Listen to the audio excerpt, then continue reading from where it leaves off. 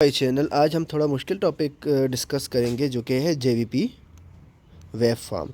JVP wave form में जो कि आप इंटरनल जुगुलर वेन में देखते हैं। इंटरनल जुगुलर वेन जो होती है वो स्टर्नोक्लीडोमेस्टाइड मसल के बिल्कुल पीछे होती है और इसको आप कैरोटिड आर्टरी से इस तरह डिफरेंशिएट कर सकते हैं कि कैरोटिड आर्टरी में ड्यूरिंग हार्ट बीट एक बार पल्स आती है, जबकि जुगुलर वेन में 2 बार आपको पल्स फील होती है।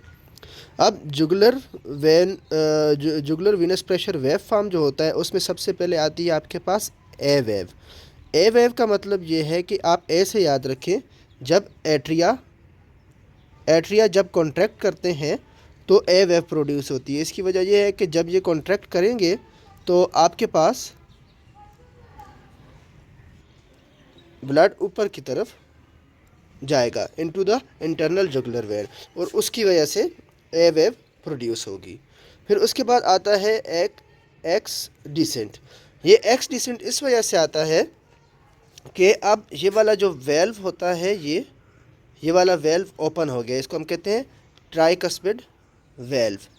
ट्राइकस्पिड वेल्व जब ओपन हो जाता है तो यहाँ से ब्लड नीचे की तरफ आना शुरू हो जाता है इनटू द राइट वेंट्रिकल, तो इसको हम कहते हैं x decent.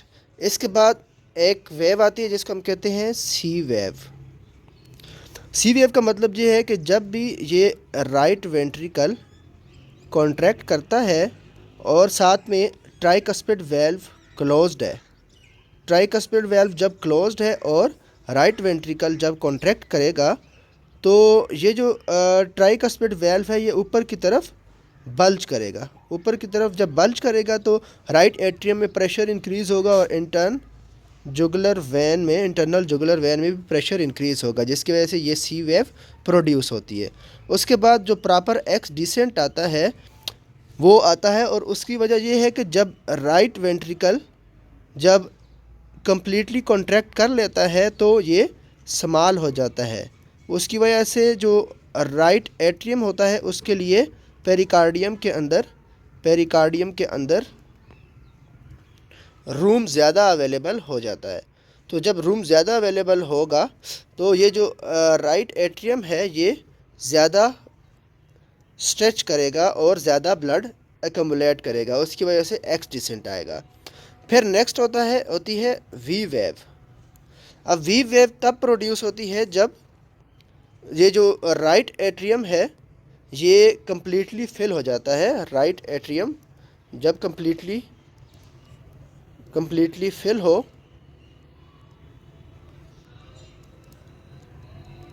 With blood against close tricuspid valve, तो वी वेव तब होगी जब पूरी तरह राइट एट्रियम कम्प्लीटली फिल कर ले। और फिर उसके बाद आता है वाई डिसेंट। वाई डिसेंट तब आता है जब राइट एट्रियम दोबारा राइट वेंट्रिकल में दोबारा ड्रेन होना शुरू हो जाए, तो उसकी वजह से वाई डिसेंट आता है। सिंपली हम कह सकते हैं कि ए वेव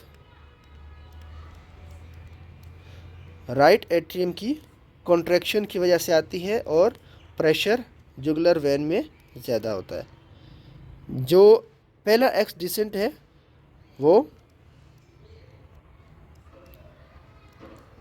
इस वजह से आता है कि राइट एट्रियम में से ब्लड राइट वेंट्रिकल में जा रहा होता है। फिर उसके बाद सी वेव आती है जो कि राइट वेंट्रिकल का कॉन्ट्रैक्शन होता है और ट्राइकस्पिड वेल्व जो होता है वो ओपन होता है, क्लोज्ड होता है और ट्राइकस्पिड वेल्व क्लोज्ड होता है और राइट एट्रियम में प्रेशर उसकी वजह से ज़्यादा होता है। फिर उसके बाद हम आ जाते हैं वी एक्स डिसेंट पे। दोबारा जो एक्स डिसेंट आता है वो इस वजह से आता है कि जो राइट वेंट्रिकल जब कम्प्लीटली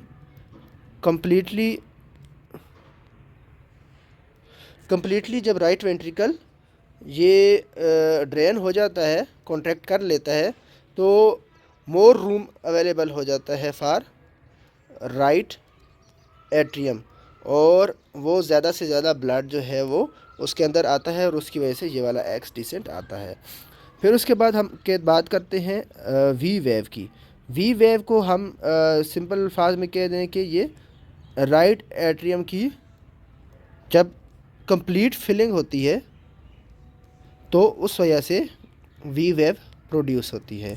फिर उसके बाद वाई डिसेंट आता है।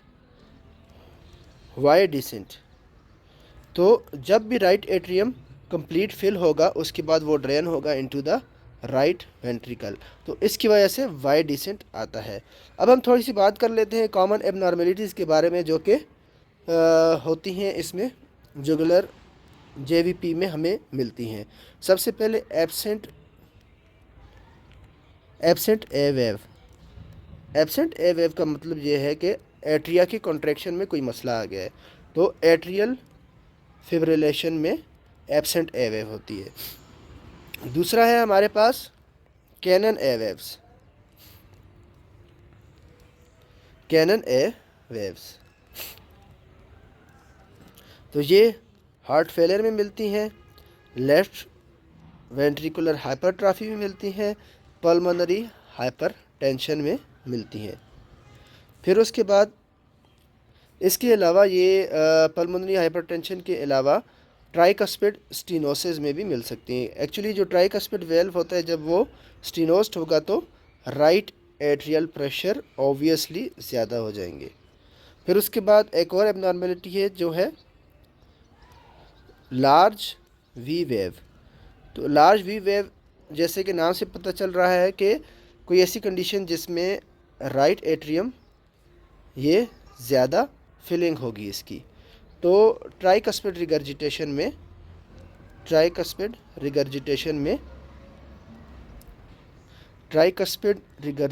में ये आपको इंक्रीज्ड वी वेव मिलेगी और साथ में इसमें लॉस होता है एक्स डिसेंट का, तो इसमें आपको एक्स डिसेंट नहीं मिलेगा।